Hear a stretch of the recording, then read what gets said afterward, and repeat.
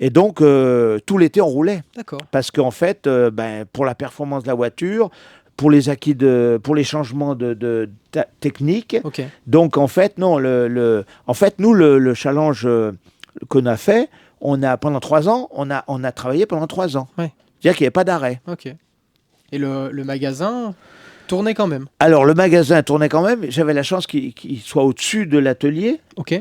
Donc, ça me permettait de faire l'ascenseur. Ouais. Et puis, j'avais 2 personnes à l'époque dans le magasin qui étaient très, très bien, qui étaient aussi des passionnés de sport automobile, Ok. qui ont bien géré. D'accord. Ok. Mais c'est vrai que ça m'a mis un petit peu en veille mon activité parce que j'avais pratiquement plus la possibilité de m'en occuper beaucoup. Mais par contre, j'ai eu quand même 2 personnes qui ont bien géré le magasin et ça m'a permis de pouvoir faire mon objectif de manager avec Seat Sport, qui m'ont proposé d'ailleurs de partir en Espagne à la fin pour prendre l'écurie en Espagne pour faire le championnat du monde de 2 litres. Mais bon, étant donné que je suis français, savoyard, et que ça a été très difficile pour me proposer un départ pour l'Espagne. Donc, je n'y suis pas allé. D'accord. Là, on est à quelle époque à peu près? On est à 92, 93, 94, 95, 96. Donc, année plus ou moins incroyable pour la F1 notamment? Alors, bien sûr. Alors incroyable pour la F1 parce que il est évident que j'ai premièrement eu des connaissances qui m'ont fait plaisir. Ayrton Senna, que j'allais porter les combinaisons à Genève. Comment on porte des combinaisons à Ayrton Senna déjà? Alors, comment ça arrive? Ça c'était la fin de Stand 21, mes dernières années de franchise, qui m'ont d'ailleurs beaucoup peiné parce que moi je n'avais pas envie de partir. Quand mon réseau me disait faut enlever l'enseigne, je disais mais non, on va pas enlever l'enseigne. Si tu es obligé parce que si tu respectes pas le droit de franchise, les autres voudront pas le respecter non plus, donc voilà. Eh bien, comme il fabriquait des combinaisons pour Ayrton Senna et qu'Ayrton Senna était beaucoup à Genève, pour des raisons de facilité pour aller sur les Grands Prix et tout, avec sa famille. Oui, parce que c'était très, très européen. C'était européen tout court, même. Ah oui, c'était européen tout court. Ça n'existait pas. Dubaï, ça Non, n'existait pas. Non, c'était, voilà. Et lui, s'était centré sur Genève, dans un hôtel bien à lui. Et donc, mon réseau me demande la première fois, est-ce que tu peux aller porter une combinaison à Ayrton Senna? Évidemment. Avec grand plaisir. Avec grand plaisir. Donc, j'ai porté les combinaisons à cet hôtel. Et bien sûr, les 2-3 premières fois, j'ai jamais rencontré Ayrton Senna.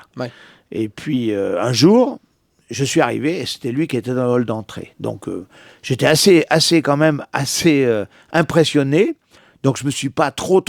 et quand il a vu le sac 121, il m'a dit, viens, en anglais, il m'a dit, viens. Et j'ai été. Et on a bu un jus d'orange ensemble. Et il m'a remercié en me disant qu'il allait passer au magasin. Bon, j'y croyais à peine. Mais il m'a remercié et il m'a demandé si ça me ferait plaisir d'avoir 2-3 équipements à lui. Alors, évidemment que j'ai dit oui. Donc, et puis, la deuxième chose formidable, c'est qu'un jour, il est rentré dans le magasin avec sa grand-mère et son cousin Bruno Senna. Il avait prévenu avant ou Pas du tout. Donc, comme ça, en après-midi et tout. Il a passé la porte. Il a passé la porte avec la grand-mère, le petit Bruno Senna qui devait avoir les portes 14 ans, qui a fait de la F1 et tout derrière lui, et Ayrton Senna, qui est venu et il a équipé entièrement son cousin avec tout le karting, c'est-à-dire casque, combinaison, tout, et je l'ai équipé complètement. La grand-mère a été charmante, intéressante. Et lui, il était quand même pas, c'était pas un déconneur, mais très calme et tout. Et c'était vraiment un émerveillement. En plus, j'ai eu la chance de pouvoir bien être avec eux, parce que pendant ce temps-là, j'ai pas eu de clients. Donc, j'ai pu bien les servir et tout. C'était sympa. J'ai pas osé faire une photo. J'étais presque à 2 doigts, mais j'ai pas osé. Et puis, en fait, ils sont repartis. Mais par contre, la grand-mère avec Bruno Senna est revenue 3-4 fois chez moi. Donc, il revenait très souvent. Et je portais toujours, il commandait, et je portais toujours les équipements à l'hôtel à Genève. Voilà. Et ce jour-là, c'était marrant parce qu'il y a un pilote qui est rentré derrière eux, qui les a croisés, puis qui me dit, il ressemble comme deux gouttes d'eau à Ayrton Senna. Alors je dis, bah oui, il ressemble tellement que je lui dis que c'est lui. Et en fait, c'était difficile à lui faire accepter. Oui. Voilà. Mais c'était très sympa, mais j'ai eu aussi Michael Schumacher qui est venu au magasin. Ouais. Qui est un local pour le coup, parce que... Qui est un local, il était à Genève et tout. Ouais. Et en fait, j'ai une petite anecdote avec Schumacher, parce que ça, c'est assez incroyable. Schumacher m'a demandé si je voulais si je voulais pas acheter 2-3 cartons de pâtes Schumacher. Alors, j'ai cru que c'était une blague. Il avait des pâtes Schumacher. Il avait un paquet de pâtes où c'était marqué « sélectionné par Michael Schumacher ». J'ai dit, je comprenais pas, quoi. Et il me dit, oui, c'est parce que j'ai un ami à côté de Nyon qui veut jamais que je paye les pâtes. Et je prends toujours les pâtes chez lui parce qu'elles sont excellentes, c'est un Italien, Ouais. mais il veut pas que je paye les pâtes. Je lui ai offert une année gratuitement de vendre les pâtes en mettant la sélection de Michael Schumacher. Alors je dis, ben pourquoi pas? Je me disais, qu'est-ce que je vais en faire? Enfin bon. Et j'ai commandé donc je lui ai dit, ok, fais-moi livrer 2 cartons de pâtes. Ouais. Et une semaine après, j'ai reçu un carton de pâtes, ils ont fait une semaine. Tout le monde se ruait dessus. Ah oui. Et ça, c'est une petite anecdote marrante. Ah, marrant. Et il m'avait donc donné son casque. Ah oui? Ouais, son casque à l'époque. Donc j'avais mis dans l'armoire et voilà. Et donc, alors, j'avais revu après, plus tard, et il s'entraînait en moto au circuit de Bresse. De Bresse. Oui. Voilà. Donc je l'avais revu quelques années après. Moi, j'avais un petit Fun Boost, un petit proto que j'avais moi personnellement pour faire un peu de circuit pour me marrer. Oui. Et je l'avais rencontré là-bas et tout, et il m'avait parlé de son projet de moto et tout, Oui. qui était compliqué, hein, parce que. Quand il partait en Allemagne. Ouais, c'était ça. qui était compliqué parce que Michael Schumacher était un excellent pilote de voiture, mais la moto c'est un petit peu différent. Ouais. Et on avait parlé un petit moment et tout, et voilà. Donc j'avais connu 2-3 fois, mais j'ai eu Didier Pironi qui est venu au magasin. J'ai eu bien sûr Lafitte, avec qui on a rigolé. J'ai eu beaucoup de pilotes voitures aussi. J'ai eu Jean Ragnotti qui m'a emmené à Val d'Isère et puis je voulais redescendre par le bus parce que rien que la montée, ça m'avait impressionné. Ouais. Alors je me suis dit, la descente, ça va être pire. Ah oui, Ragnotti, ça devait Donc voilà, donc j'ai eu beaucoup de... C'était à l'époque des 24 heures du Mans, justement, parce qu'on avait un ami en commun, c'est celui qui nous avait hébergé, le garage au Mans. Okay. Et donc, il y avait une journée à Val d'Isère sur le sport automobile et j'étais monté avec Ragnotti. Et puis j'ai eu plein de pilotes qui sont venus. Pourquoi? Parce qu'en fait, on est à côté de Genève. Et Morisot, à l'époque, faisait beaucoup de combinaisons pour les pilotes. Ouais. Il en faisait pour Nelson Piquet, il en faisait pour Keke Rosberg, il en faisait pour tous ces pilotes qui étaient tous à Genève. Ouais. Parce que c'est ça le truc, c'est que la plupart des pilotes de F1 résidaient sur Genève. Ouais. Et donc, Yves Morisot, il disait, le mon franchisé qui est à la frontière, ça va être un petit peu mon livreur. Ouais. Et donc, j'acceptais très volontiers. Hein. Et donc, j'ai été souvent porter les combinaisons de pilotes de F1 dans des hôtels ou directement. J'ai même porté pour Stylo le casque à comment il s'appelle, à Sébastien Loeb, puisqu'il courait au rallye du Chablais. Et puis, Stylo avait plus le temps de lui envoyer son casque et tout. Donc, je travaillais avec Stylo. Il me dit, est-ce que tu peux pas porter, on te l'envoie en express, tu peux le porter à... Alors, du coup, il m'a envoyé ici. Du coup, je suis monté au Chablais, donc à Martigny. Et j'ai été porter le casque à l'Aube à Martigny. Donc, c'est vrai que j'ai côtoyé beaucoup de grands sportifs, de bons pilotes. Ouais. Et j'ai toujours eu beaucoup de plaisir. J'ai été très ami avec Elio De Angelis, qui a disparu en 86 au Castellet, qui a perdu un aileron sur la F1 et il s'est envolé. Et j'ai même été chez lui en Italie, pardon. J'ai été accueilli chez lui dans sa famille en Italie 3 jours. Et vraiment, c'était un gars qui est très, très humble, très gentil, très accessible. Et ça m'avait fait beaucoup de peine quand il a disparu parce que c'était vraiment une personne avec qui on se téléphonait souvent. Ouais. Et j'ai encore une combinaison de lui, de Elio De Angelis, chez moi. D'accord. Ouais. Et j'ai rencontré son père il n'y a pas très longtemps à Monza, il y a une dizaine d'années à Monza. Okay. Et on en avait parlé et tout. Ouais. Voilà. Donc c'est vrai que dans le monde des très gros pilotes, et bien sûr, pour ne pas être négatif vis-à-vis des autres pilotes, on a connu au magasin aussi plein de pilotes comme André Savary, champion suisse des rallyes, Roux, champion suisse des rallyes, et plein d'autres, quoi. Les Giraldo, donc si vous voulez, on a quand même eu l'intérêt de côtoyer tous ces gens, tous ces sportifs, tous ces pilotes, par passion, quoi, qui m'ont bien sûr fait avancer, m'ont fait avancer dans le business. Ouais. Il y a une petite anecdote aussi avec Jean Todt, peut-être. Oui. Alors oui, parce qu'en fait, on a plein d'anecdotes dans ces choses-là, parce que quand on connaît alors Jean Todt était bien sûr un excellent pilote avant, et c'est une personne que j'ai rencontrée à la FIA. Alors, bien sûr, il était déjà très ami avec Morisot, puisqu'ils ils se connaissaient beaucoup. Et Jean Todt, lui, était un garçon qui allait avoir un avenir incroyable avec Ferrari et tout. Et on s'est vu plusieurs fois à Viry. À Viry, oui, à la FIA à Viry, parce qu'au début qu'ils ont fait la FIA à Viry. Et on s'est vu plusieurs fois. Et en fait, on avait des amis en commun, comme Morisot, comme plein de pilotes. Et en fait, et ça, on remonte quand même un petit peu plus. On remonte bien les années. Là. Ah, ok. Oui, parce que là, on est tout de suite après le décès de mon fils. D'accord. En 2013-2014. Ok. Donc, quand Jean Todt était en pleine gloire. Ok. Oui, en fait, Grégory, mon fils, avait des clients qui s'appelaient les Saillants. Ok. Et il était moniteur de ski, ouais. Okay. Et il avait des clients, mais des clients amis, qui étaient les Saillants. Et c'est vrai que ces gens-là, lors du décès de mon fils, m'ont beaucoup entouré et m'ont invité dans leur villa à Saint-Tropez. D'accord. Monsieur Saillant était l'impresario de Charles Aznavour. D'accord. En plus. Okay. Donc, c'est d'une famille arménienne. Agent. Impresario, c'est agent. Oui, agent, voilà. De Charles Aznavour. Et il m'a invité donc à passer un week-end avec mon épouse chez eux, à Saint-Tropez. Et c'est vrai qu'il m'avait donné l'adresse. Je suis arrivé donc en avion à Nice et j'avais loué une voiture. Et c'est vrai, quand j'ai ouvert le portique, j'ai pensé que c'était par là parce que c'était immense. C'était en fait un ancien hôtel. Okay. Et je passais sous le porche et je suis arrivé, il y avait une grande table. Et là, il y avait le président de la République, Jean Todt. Et là, j'ai pas compris.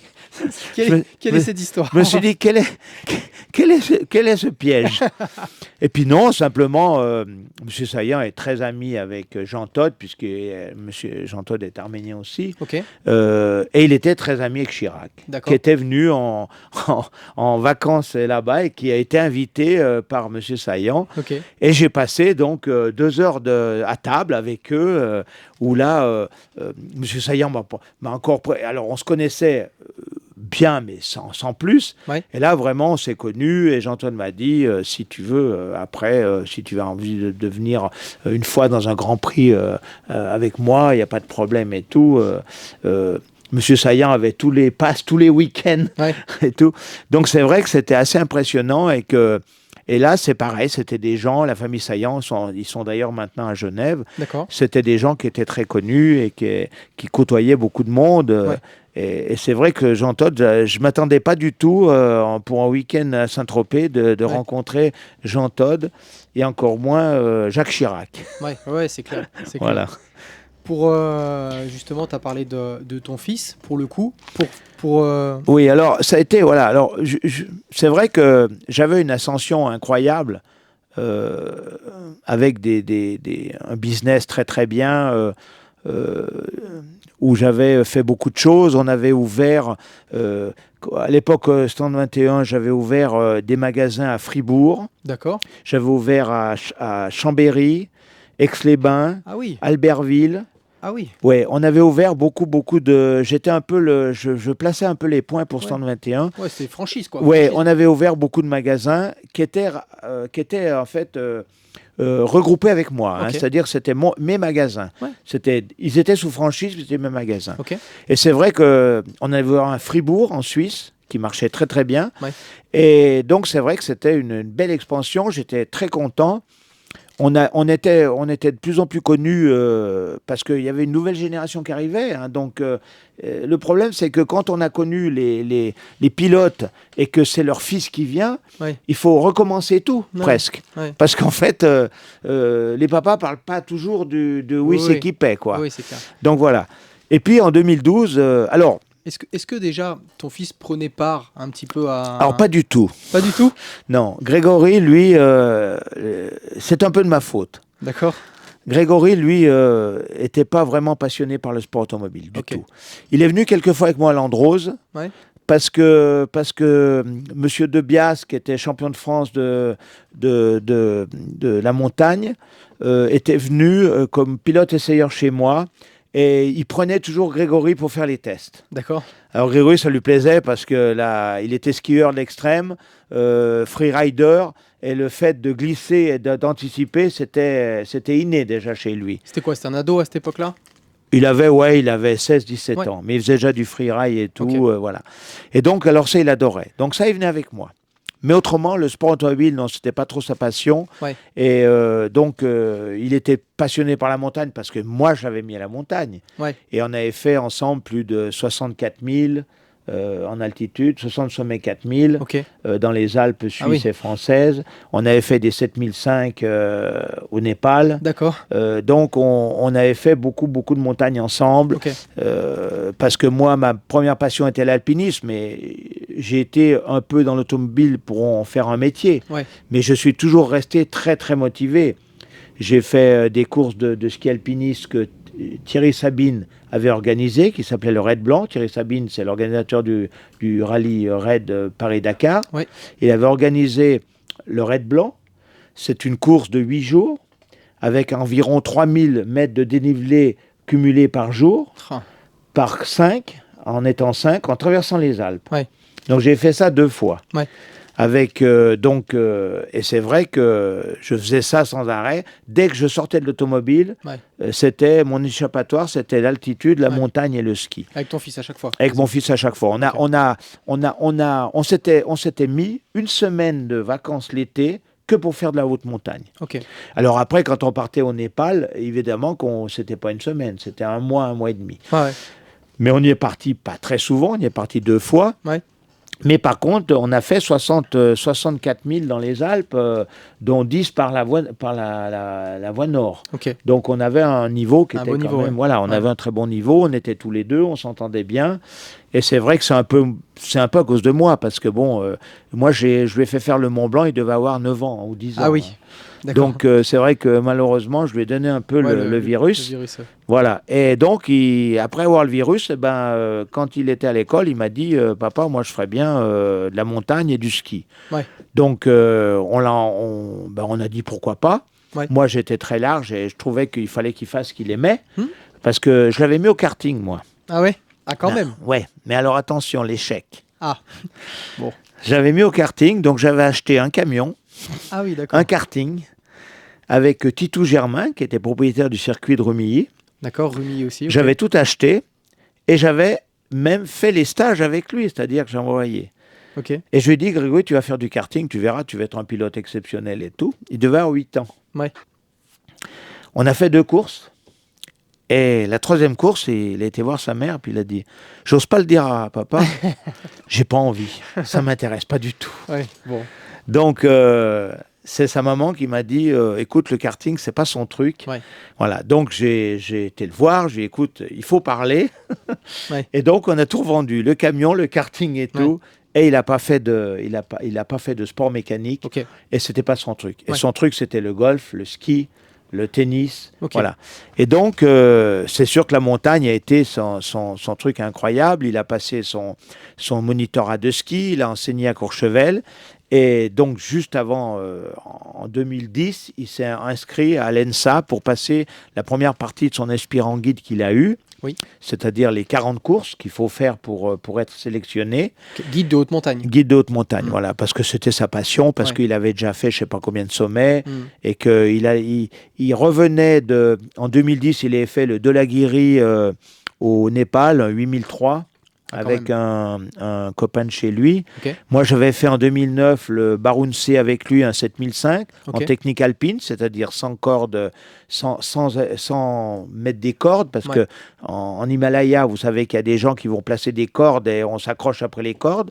Donc ça, c'est de la montagne, mais voilà, quand on dit en technique alpine, c'est qu'on est juste attaché avec son coéquipier de cordée, mais on n'a pas de corde qui... voilà. Donc on avait fait ça, j'avais fait ça avec lui, et en fait, un projet avec Rémi Lécluse, qui était un très bon skieur de pistes extrêmes à Chamonix, de couloir. On avait décidé de faire le Manaslu à ski, la première de la face nord-ouest.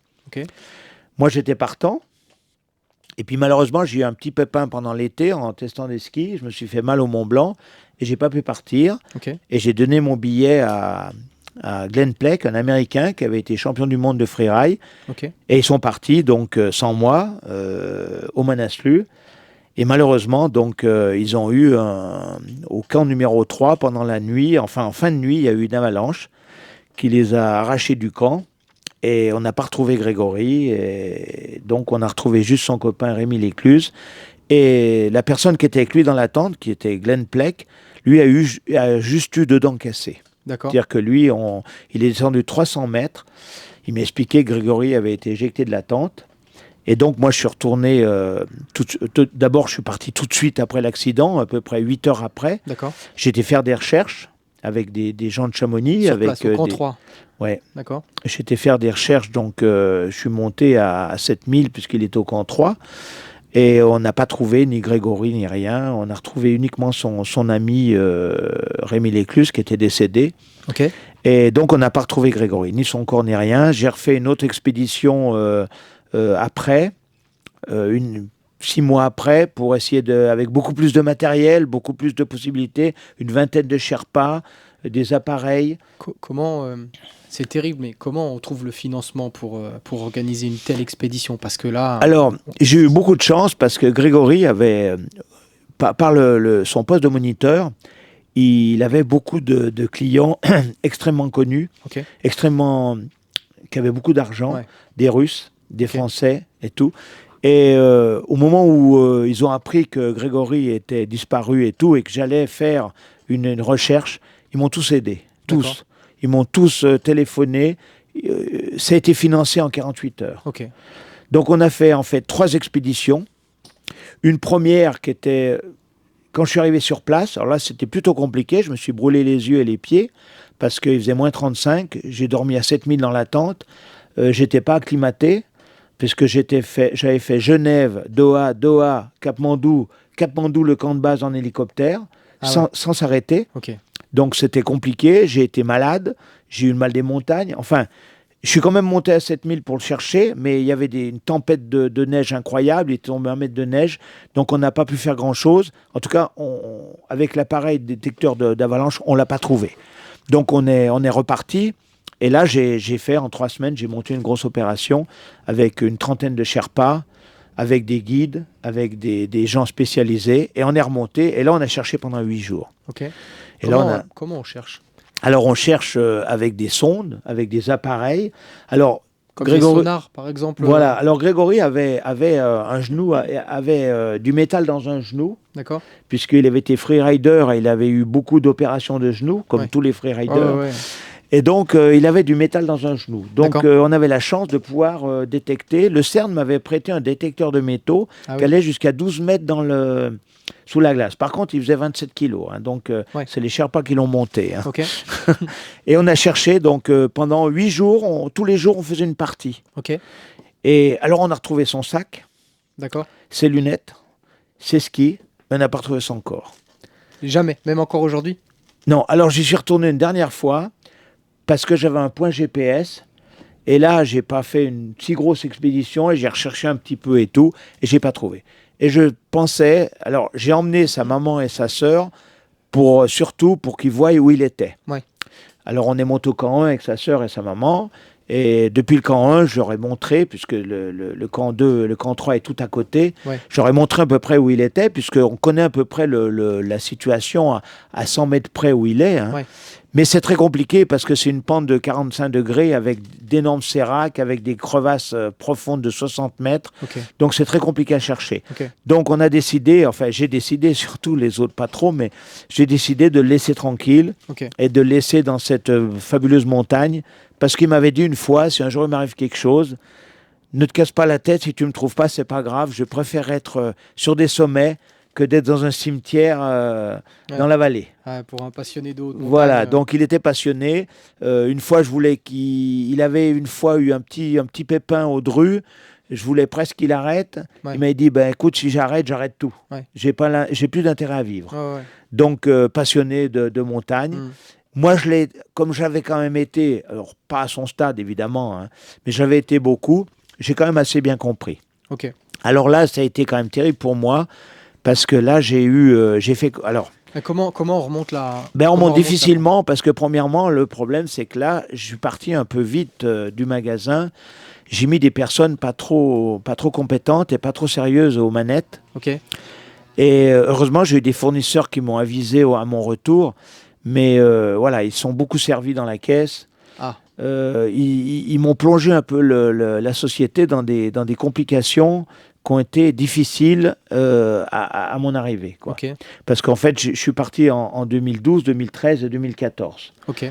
Donc pendant ces 3 ans, comme on part chaque fois 1 mois et demi, c'est vrai que je n'étais pas toute la journée dans le magasin. En plus, j'avais vraiment plus envie. Ouais, il faut arriver voilà, donc parce que mon fils c'était un peu mon binôme, on avait des relations ensemble qui étaient incroyables.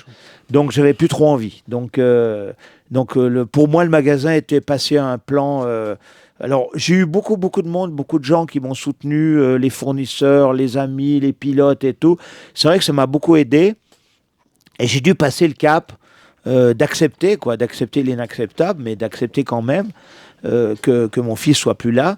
Et donc, j'ai mis beaucoup de temps. J'ai mis jusqu'en 2017-2018 pour vraiment pouvoir reprendre le travail correctement. Ouais. Et puis bon, après, on a eu le Covid.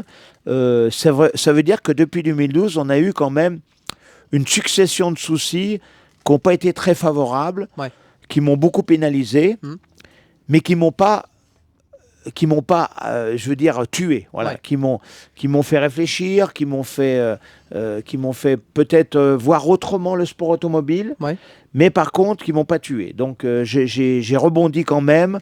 J'ai eu une nouvelle équipe en 2019 avec Julien, qui m'a donné toutes les satisfactions, aussi bien au niveau professionnel qu'amitié, et donc qui m'ont donné même envie de refaire les choses un peu mieux. D'ailleurs, je pense que leur arrivée, enfin son arrivée surtout, puisque après on a eu des apprentis, mais qui ont été aussi on a eu beaucoup de plaisir à travailler ensemble. Mais disons que Julien a surtout apporté un sang neuf et m'a même motivé et m'a entraîné en fait dans des choses nouvelles, ne serait-ce que la communication. Parce que je ne suis pas une génération de communication. Donc, et ça s'est très très bien passé.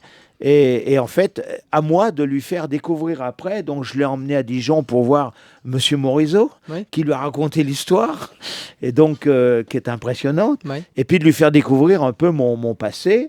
De sportif, parce que j'ai fait aussi beaucoup de sport en ski de rando et tout ça, donc, et lui c'est un skieur, donc et puis bien sûr le sport automobile, d'essayer de lui montrer toutes les facettes du sport automobile jusqu'à aujourd'hui. Au jour d'aujourd'hui, là vous avez quand même la chance aussi de suivre des pilotes plutôt intéressants. On en parlait tout à l'heure, mais il y a quand même de beaux espoirs locaux. Oui, absolument. Alors, oui, parce que bon, c'est vrai que c'est pas parce qu'on baisse un peu les bras qu'on veut pas reprendre le business. Donc, on a eu après les nouvelles générations de pilotes, comme Darmezin, et ça, c'est vrai, Mathias Bech, qui est notre, qui a été un des pilotes le plus titré que j'ai eu à haut niveau, à très haut niveau. Il y a eu aussi Sébastien Beau, qui a commencé chez nous. Son papa, qui fait quand même le Dakar, championnat du monde, et qui a été quand même champion de France de rallye sur terre, et qui s'est équipé, et que j'ai même était pour son premier 4x4 qu'il a fabriqué à Cluses pour le premier Dakar. Je me suis occupé de toute l'intendance de livraison, que ce soit des produits techniques ou des produits moins techniques. Donc c'est vrai qu'on a eu beaucoup de pilotes, on a beaucoup de jeunes pilotes qui, par rapport à Julien peut-être, parce que c'est vrai que les jeunes pilotes préfère parler aux jeunes. Donc, même si j'ai une expérience, ils me questionneront pour mon expérience, mais pas pour parler d'autre chose. Donc, c'est vrai que les jeunes pilotes se sont confiés à Julien. Julien en a sélectionné quelques-uns. On a eu aussi... on a eu pas mal de pilotes. On a eu Cosson, qui est quand même un pilote de haut niveau. On l'a aidé 2 ans. Darmezin, qui est un pilote vite, parce que au dernier rallye des Bauges, il était quand même derrière un pilote, très très proche d'un pilote qui est au niveau mondial. Donc, c'est vrai qu'on a une bonne clientèle. On a les filles aussi, Manon et Céline, qui vont très très bien, qui font championnat de France et régional. Et on a plein de pilotes locaux qui sont... Alors, petit à petit, on a des pépites comme ça, comme Sébastien Beau.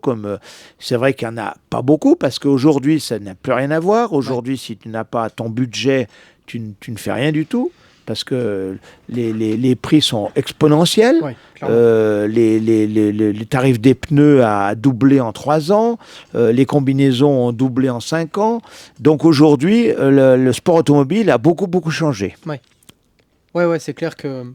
Bon, déjà à l'époque, mais maintenant, c'est vrai que le talent ne suffit absolument pas. Il faut aussi derrière le cash, l'argent, toute la partie sponsoring. Absolument. Enfin, c'est capital. Les teams, c'est beaucoup de teams privés. Il y a quelques teams, on va dire usines, en tout cas constructeurs.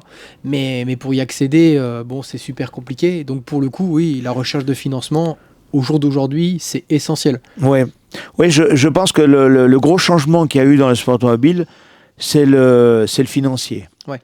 Parce que tout a augmenté. Le niveau des voitures a terriblement augmenté. Aujourd'hui, une R5, une WRC, c'est des prix incroyables. Même les petites R4. Donc c'est vrai qu'aujourd'hui, un pilote, avant d'être un bon pilote, il doit avoir son budget. Donc même s'il est très bon pilote, s'il n'a pas de budget, aucun grand team, que ce soit PH Sport, le prendra, parce que le budget est important. Donc aujourd'hui, le sport automobile, ce qui a changé par rapport à mon époque, c'est qu'à mon époque, un pilote qui avait du talent sortait pratiquement à 90%. Aujourd'hui, c'est plus le cas du tout. C'est clair. C'est plus le cas. En fait, le talent de pilotage n'est plus la priorité aujourd'hui. Au jour d'aujourd'hui, il faut être bon communicant, il faut être commercial. Il faut avoir un beau réseau quand même. Il faut avoir une capacité de fédérer. Il faut aussi proposer des choses. Parce que ça ne suffit pas de juste dire donnez-moi de l'argent, je vais mettre votre logo sur la voiture et puis on verra bien. Non, pas du tout. D'ailleurs, Sébastien a dû te l'expliquer. Exactement. Il a compris tout ça. Il nous l'a dit aussi vendredi soir. Aujourd'hui, il faut avoir des casquettes importantes. Il faut la communication. Il faut que le sponsor ait un retour investissement. Et ça, c'est pas facile du tout. Non. De le valoriser, effectivement. De valoriser l'image de son... Voilà. Donc, c'est pas facile. Et en plus, ce qui a changé aussi, c'est que la valeur des voitures aujourd'hui, Alors, nous, on parle du rallye parce qu'on est bien plus orienté sur le rallye. Mais la valeur des voitures en rallye est telle que la plupart des pilotes n'ont plus la possibilité d'acheter la voiture. Donc, ils louent. Qu'est-ce qui se passe ? La location est très chère. Donc, des pilotes qui faisaient 8 rallyes avant en font 3 aujourd'hui. Parce qu'ils n'ont plus les moyens de faire 8 rallyes. Et puis, il ne faut pas qu'ils cassent. Et puis, il ne faut pas qu'ils cassent. Et puis, il ne faut pas qu'ils sortent, parce que vous avez la caution. Donc, aujourd'hui, le sport automobile est malmené parce que, premièrement, tu veux courir, il faut louer. Tu loues, ça coûte très cher. Et on a l'exemple, tous les jours. On a, nous, peut-être 4 ou 5 pilotes qui ont leur voiture. Sur 100 pilotes. Ah, ça, j'aurais pas imaginé. Ah, si. Nous, on en connaît encore 2-3 dinosaures qui ont leur voiture, mais tous les autres, ils louent. Et même des pilotes amateurs qui louent. On a des petits pilotes qui viennent pour s'équiper pour la première fois. Vous allez rouler où ? On loue. Donc, plus personne achète sa voiture de course. Ouais. Ça, j'aurais pas cru. Hein. Si, parce que en fait, aujourd'hui, acheter une voiture de course, si tu veux faire un peu de performance, c'est 200 000, la voiture. À ce point-là? Oui. Oh la vache. Parce que, à moins d'acheter une 106, mais 106, tu vas être dans la 106, quoi. Mais même en rallye, c'est rendu à ces prix-là? Bien sûr. Une voiture, aujourd'hui, une très belle voiture, c'est 150-200 000. Oh. Donc, personne ne peut l'acheter. Ouais. Donc, il loue. Donc, et nous, c'est pour ça que l'activité a terriblement changé aussi. Ouais. Parce que nous, le chiffre d'affaires, il y a 15 ans, on faisait à peu près 50% de chiffre d'affaires sur l'équipement de voitures de compétition et 50% sur l'équipement pilote. Ouais. Aujourd'hui, on fait 80% d'équipement pilote. Okay. Parce qu'il n'y a plus de propriétaires. Ouais. Des embrayages de voitures compétition, on en vend un par année. Ouais. Avant, on en vendait un par semaine. Ouais. Voilà. Donc, ça a beaucoup changé. Ce qui ne veut pas dire que c'est moins intéressant. Oui. Parce que les performances ont aussi augmenté en rallye. Ouais. Donc, les voitures sont aussi plus sécurisées. Ouais. Mais par contre, l'accès est de plus en plus difficile. Ouais. Et trouver des capitaux, des budgets, ça devient très difficile parce que au niveau du commerce, en général, c'est plus l'apothéose. Ouais. Donc, les sociétés qui avaient des gros budgets de publicité en ont moins, donc distribuent moins. Et puis, en plus, malheureusement, ce que je constate, c'est que le sport automobile aujourd'hui, avec la voiture électrique, on a un peu montré du doigt. Ouais. Voilà. Ah ouais, clairement. Voilà, donc on le voit bien dans les rallyes, on le voit bien dans les... Alors dans les circuits, pas encore, mais dans les rallyes, oui, on voit bien qu'on est montré du doigt, on voit bien dans les courses de côte que certains maires n'en veulent plus. Ouais. En tout cas, dans les rallyes, c'est flagrant. Si les rallyes, dans 5 ans, ne viennent pas avec des voitures électriques, je pense qu'il y aura bientôt plus de rallyes parce que les maires n'en veulent plus. Ouais. Avec la pression du public, avec la pression de l'État, la voiture électrique est presque indispensable dans l'avenir pour le sport automobile. Ouais. Est-ce qu'on n'en parle pas du tout en rallye pour l'instant des voitures électriques? On en parle un petit peu dans les rallyes raids? Oui, non, en rallye on en parle puisqu'il y a la coupe Opel électrique qui vient depuis 2 ans au rallye du Mont-Blanc. Ok, d'accord. Les Allemands Alors, éventuellement, évidemment, il n'y a pas beaucoup de gens au bord de la route qui vont les voir. Ouais, c'est clair. Mais par contre, le pilote qui est dans la voiture, il se fait plaisir. Mais par contre, il y a la coupe Opel, oui, bien sûr, la coupe Opel avec une trentaine de voitures électriques qui fait du rallye. Et au niveau performance, je pense que ça ne changera rien. Ouais. Parce que la voiture électrique va être très puissante. Ce que j'ai peur, c'est que ça change au niveau du public. Ah bah ça par contre, c'est sûr. Et qui dit public dit partenaire, qui dit partenaire dit argent. Et s'il n'y a plus de public au bord des routes, il n'y aura plus de partenaires. Et c'est là le danger. Le danger du sport automobile, on le voit bien avec la Formule E. Le danger, c'est que les gens se désintéressent. Les gens passionnés de motorisation, de rallye, de voitures de course, ne soient plus passionnés par l'électrique et ne viennent plus au rendez-vous. Et de ce fait, les investissements seront de moins en moins grands parce qu'il n'y aura plus que les constructeurs qui ont intérêt de venir en rallye pour démontrer qu'une voiture, ça marche aussi. Mais les petits constructeurs ou même les amateurs ne viendront plus. Et ça, c'est un gros problème. C'est un problème d'avenir. C'est qu'on se retrouve qu'avec des catégories reines qui sont surmédiatisées. Là, la F1 en ce moment, ça fait un carton phénoménal avec notamment la série sur Netflix. Incroyable, ouais. C'est du délire, donc tant mieux. Mais pour le coup, c'est des ultra superstars. On a l'impression qu'il n'y a plus qu'eux. Tout le reste. Alors, je mets quand même un point positif pour moi à l'endurance. Je trouve que ça va plutôt pas mal en ce moment en termes de notoriété. L'endurance, je pense qu'elle a même repris des lettres de noblesse ces dernières années. Ouais, et ça fait plaisir. Parce que moi, je me rappelle de l'endurance où j'allais à Dijon pour les 6 heures de Dijon, où on était 200 autour de la piste. Ouais. Voilà. Donc l'endurance aujourd'hui, elle est revenue. D'ailleurs, je pense que, honnêtement, l'endurance aujourd'hui, si ça continue comme ça, elle sera au niveau de la F1. Ouais. Ouais, je suis d'accord. Parce qu'on a vraiment des plateaux exceptionnels, des voitures exceptionnelles, et de plus en plus de pilotes de F1 qui ne trouvent pas de volant vont en endurance. Exactement. Ce qui apporte un plus, un bonus. Et je pense que si les pays comprennent, que les grands circuits comprennent, Castellet et tout, que l'endurance, ça peut je pense qu'il y aura de plus en plus de monde à l'endurance. Et même, c'est intéressant parce qu'à l'époque, le rêve d'un pilote, soit c'était rallye, ça c'est totalement différent, on va dire, c'est vraiment deux branches. Mais celui qui voulait tourner sur circuit, un jeune pilote, son objectif c'était par exemple la F1. C'était la monoplace, c'était vraiment le Saint Graal. Au jour d'aujourd'hui, on voit de plus en plus de pilotes qui, dès tout petit, à l'image d'un Sébastien Beau, se dirigent tout de suite vers la GT et ont comme ambition de carrière de faire de l'endurance. L'endurance, avant, c'était vraiment plutôt la deuxième porte partie. De sortie. C'était une porte de sortie. La deuxième partie de carrière d'un pilote. Bien sûr, oui. C'est quand il arrêtait en F1 à 35 ans, il allait en endurance. Exactement. C'était ça, en fait. Et parce que toutes les courses d'endurance, il y a 15 ans, la moyenne d'âge, c'était 40 ans. Ouais, c'est ça. Aujourd'hui, ils sont à 30 ans. Donc, ça veut dire qu'on a gagné 10 ans. Ouais. Et qu'en plus, je trouve que c'est aussi par rapport aux voitures. Parce que, franchement, aujourd'hui, une voiture d'endurance, c'est magnifique. Ouais, c'est incroyable. C'est vrai que dans le temps, on faisait de l'endurance quand même avec des Audi et tout. C'était pas... voilà. C'était pas... disons que par rapport à une F1, on ne pouvait pas comparer. Ouais. Aujourd'hui, une voiture d'endurance, tu la compares à une Formule 1. Ouais, clairement. C'est au niveau technique, au niveau réglage et tout, c'est très proche d'une Formule 1. Ouais. Et donc, c'est ce qui fait que les jeunes pilotes... Parce que la F1, c'est tellement étroit. Ouais. Il y a tellement peu de place. Il y a tellement de critères à remplir pour avoir un baquet. Ouais. Il y a tellement de temps perdu quand tu es choisi en tant que pilote essayeur, en espérant que tu vas avoir un volant un jour. Ouais. Donc, les jeunes qui n'ont pas envie d'attendre, eh bien, ils essayent d'accéder à l'endurance et ils y arrivent plutôt facilement parce qu'il y a plus de portes ouvertes. Oui, clairement. Il y a beaucoup plus de teams. Quand Ligier a fait ses voitures d'endurance, il y a énormément de privés qui ont acheté des Ligier pour faire de l'endurance. Pourquoi ? Parce que c'est une voiture qui était accessible.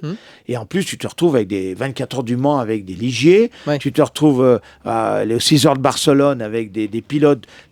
Tu côtoies les pilotes de F1 dans la même course. Donc, c'est vraiment... moi, je pense que c'est un attrait. Et on voit bien aujourd'hui, même la télévision, de plus en plus...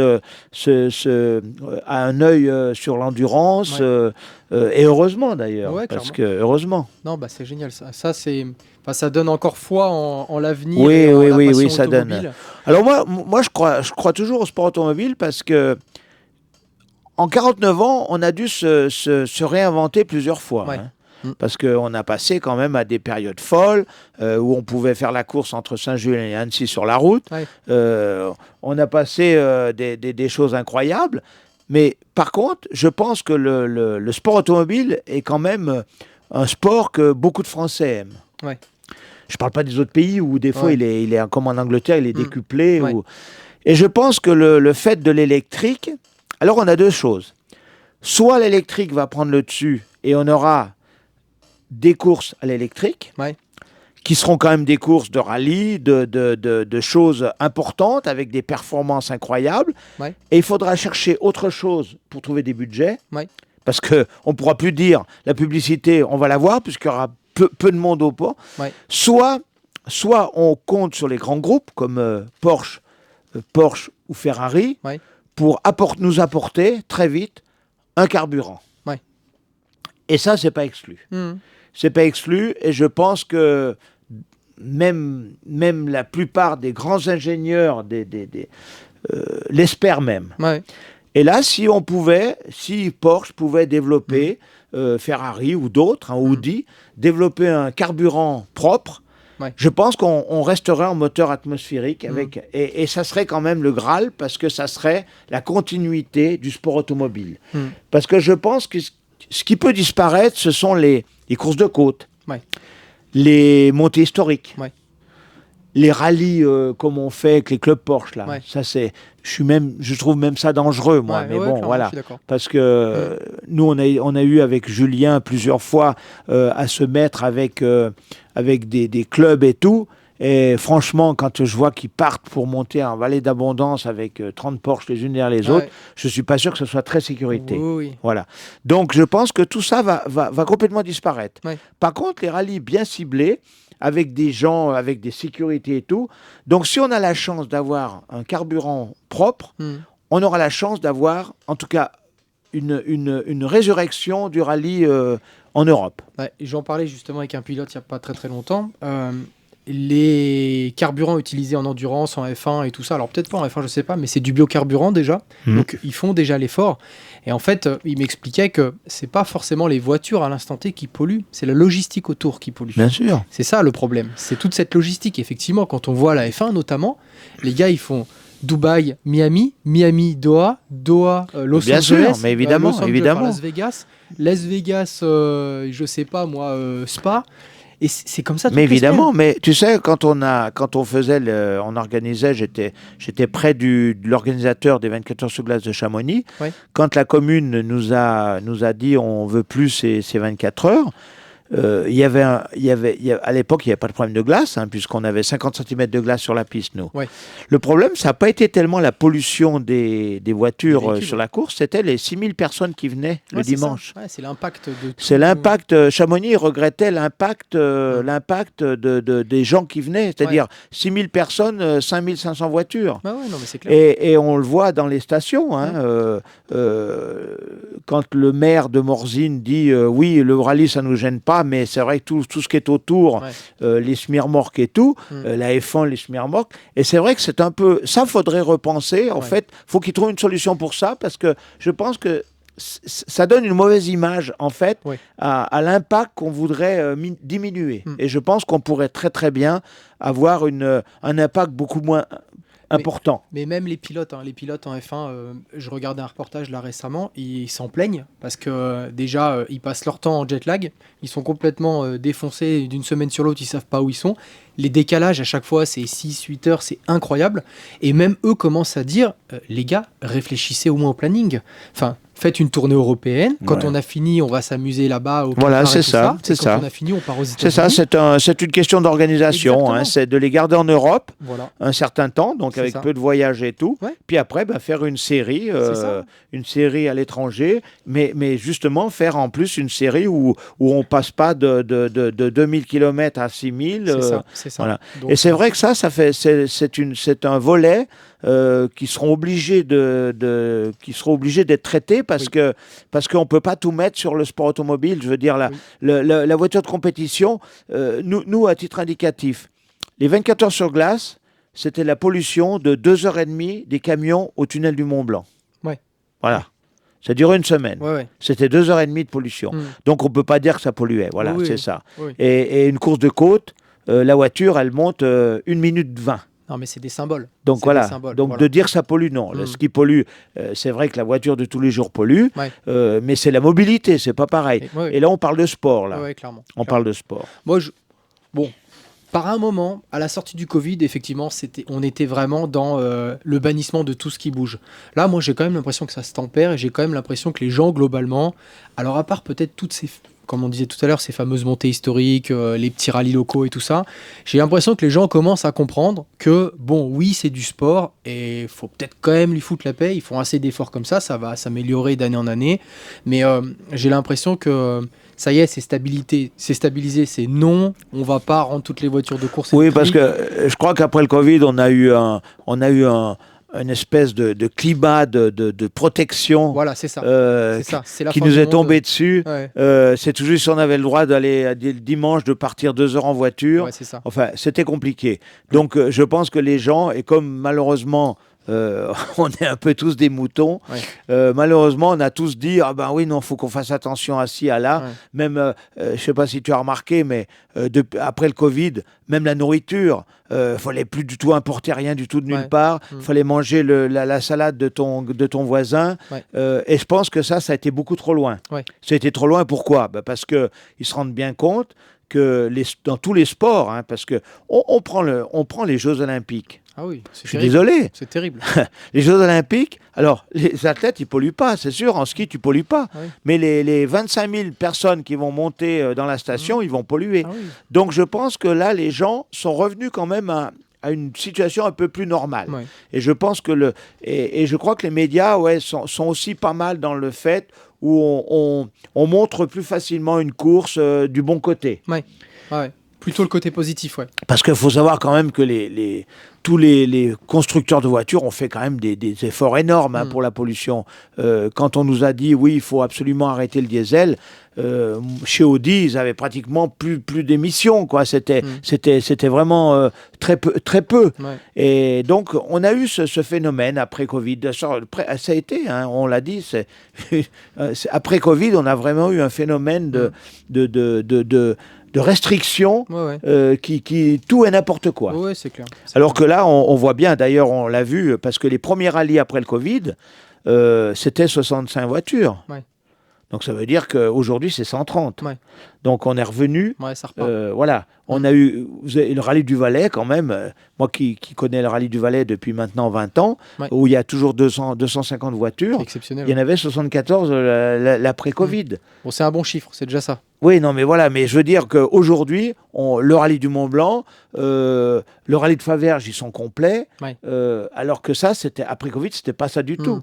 On a bien vu qu'après Covid, c'était timide, que les gens ne voulaient plus se déplacer. Ouais. Pour revenir un petit peu sur toi, Gérard, aujourd'hui, quel est ton état d'esprit ? Tu es plutôt sur le départ, après une carrière plutôt incroyable.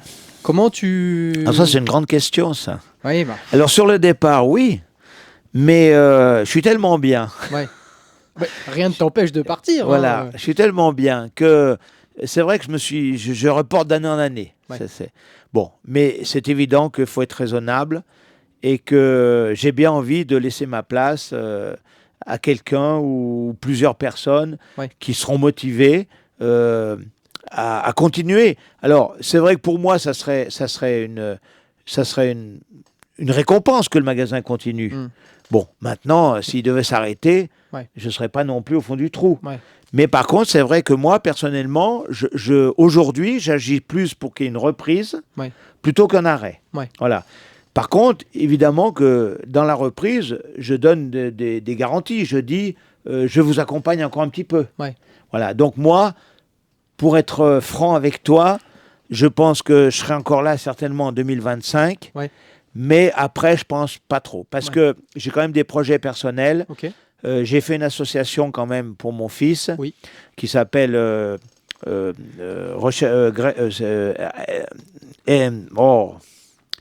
Recherchons Greg. D'accord.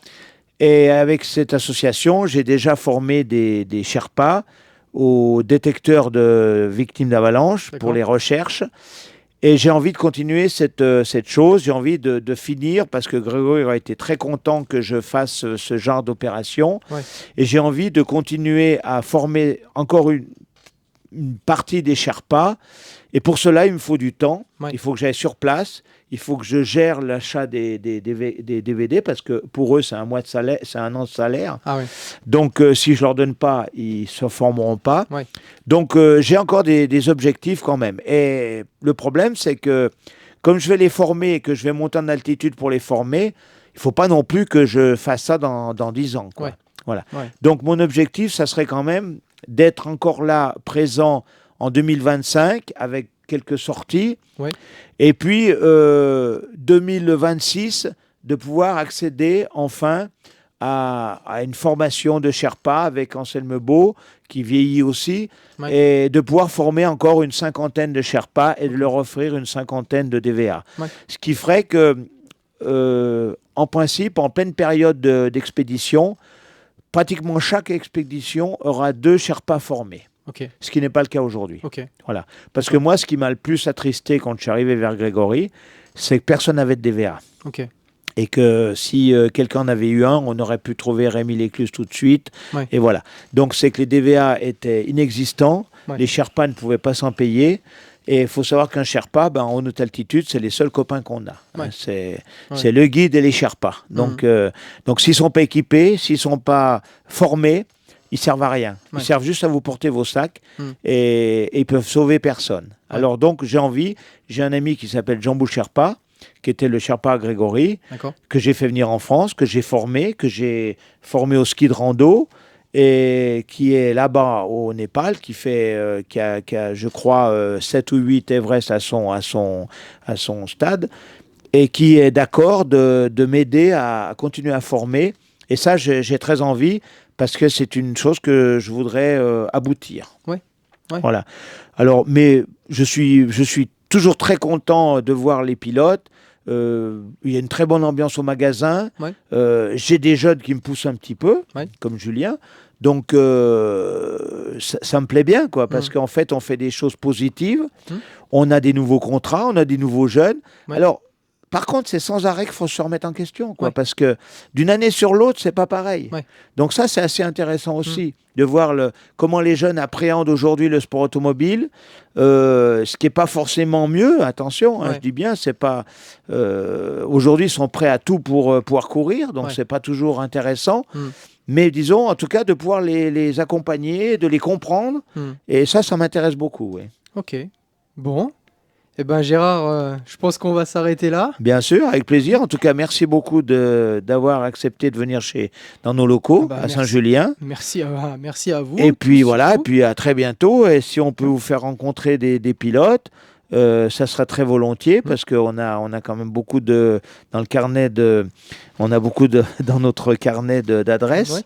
Et on va donner un petit coup de main à votre superbe avancée. Vous avez eu Sébastien Beau, c'est très bien. Et vous allez avoir Mathias Bech, c'est super aussi. C'est des figures très bien du sport automobile. Puis emblématique local. Et emblématique local, voilà. Et puis sinon, on peut vous apporter quelque chose. Ça sera très volontiers. Eh ben, c'est très gentil. Merci Gérard, merci pour toutes ces anecdotes. C'est quand même une vie d'aventure, c'est une vie d'aventure, oui, parce que c'est une vraie vie d'aventure de tenir une société pendant 49 ans dans le sport automobile, parce que à titre indicatif, il y a eu 43 magasins en Haute-Savoie d'ouverts et de fermés. Donc en 49 ans. Donc on est quand même on est un des seuls rescapés. Voilà. Mais parce que j'ai toujours vu le côté un peu amitié. Et voilà, j'ai fait ça pour gagner ma vie, évidemment, parce que ça ne serait pas bien de dire le contraire, mais surtout de donner un coup de main aux pilotes. Par passion. Et de les aider, par passion. C'est clair. S'il y a juste du business, bon, ça peut marcher, mais ça marche... ça ne marche pas longtemps. La preuve, c'est qu'ils ont tous fermé. Ça marche moins longtemps. Les amis, si vous voulez supporter le magasin Espace Auto, vous pouvez naturellement vous rendre sur le site internet Espace Automobile, sur la page Instagram qui est gérée par Julien ici présent, qui est derrière la caméra. N'hésitez pas à vous abonner, à suivre. Les stories sont régulières, quasiment quotidiennes. Voilà, il partage aussi l'actualité des rallyes locaux et un petit peu tous les événements. Il reposte aussi pas mal de l'actualité des pilotes qui suivent, donc c'est toujours intéressant. Moi, de mon côté, julien.com sur les divers réseaux. Vous pouvez regarder le podcast, bien évidemment, en vidéo sur YouTube. Vous pouvez aussi l'écouter comme tout bon podcast sur Spotify, sur Deezer, sur Apple Podcast, sur Android Podcast, sur Ocha, sur un peu toutes les plateformes. Donc, n'hésitez pas à vous abonner, à liker, à commenter, à repartager. Et moi, je vous dis à la prochaine. Ciao!